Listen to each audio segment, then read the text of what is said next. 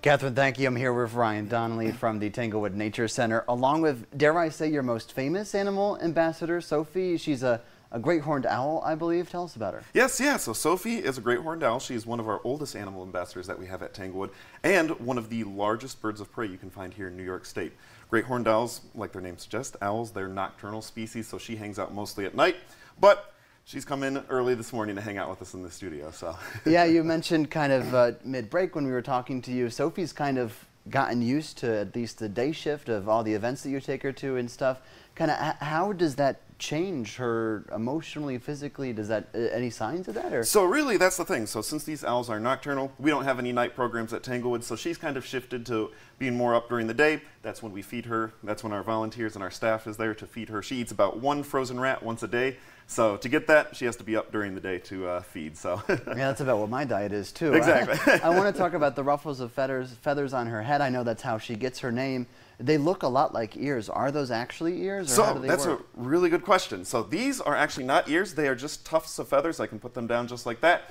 Huh. They're used for a few different reasons. Scientists think they help them camouflage in the forest. They're used for intimidation. But the cool thing about her ears is they're actually internal, so they don't have any outside structures like we do, and they're asymmetrical. So one of her ears is actually higher up on her head, while her other ear is lower on her head, and that helps her triangulate prey, helps her hear both above and below her while she's flying. So it's a really cool adaptation. That is really cool. Now you folks may be wondering, why the heck are we standing up? We never stand up during this segment. Well, Sophie doesn't like being that too close to the ground. Ryan, can you explain why? Yes, exactly. So Sophie, she is not a domesticated animal. She is what we call injured and non-releasable. So when Sophie was about 2 years old, she unfortunately broke her wing.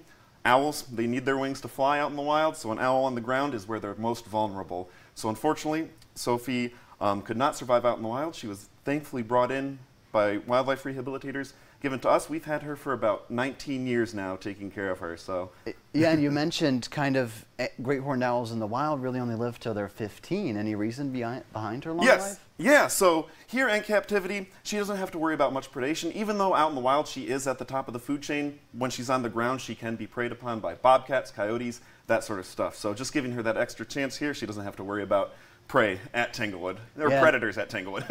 Hopefully none of the kids will get hungry later. But, any programs you guys have coming up? So we have a few programs. One of ours that are continuing is our Last Tuesday Drop-In program. So it's the last Tuesday of every month from 10 to 11. It's great for homeschooling families, and we get a lot of different topics. We talk about fossils, invasive species, and science projects, that sort of stuff. We bring out a lot of animals like Sophie, and it's a really good time. The other thing we have is we're getting ready to set up for the solar eclipse that's coming up, and we're having a little viewing party up at Tanglewood. There'll be more details on that to come, but yeah. Nice. Ryan, thank you so much for coming in, and thank you to Sophie as well. We'll have all this information for you guys up on our website at WENY.com after the show, but for now, Crystal, send it back to you.